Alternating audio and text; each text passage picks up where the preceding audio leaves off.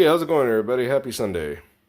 So, I just got through having a conversation with my long lost brother about the whole, Trump sending in the National Guard in the cities and everything.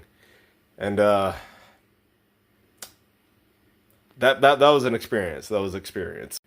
I love my brother and everything, but like I don't know what it is with people trying to dictate areas they don't live in. Here I am living in a city where I almost hear gunshots at 10 p.m.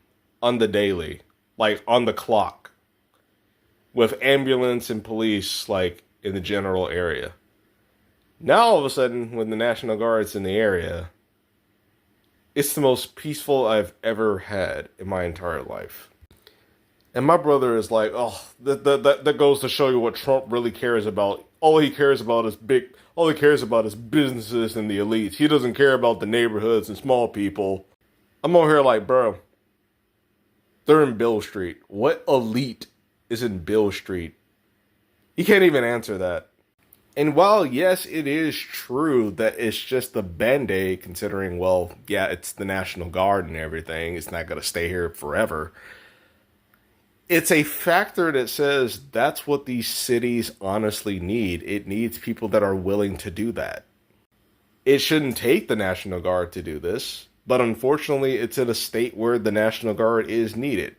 This is why we need men in positions such as like police officers and lawmakers and legislation. Men, not all these fucking feminist women. That's why we need people like that in these positions so we can have a life like this. Then imagine if we can clean up the neighborhood.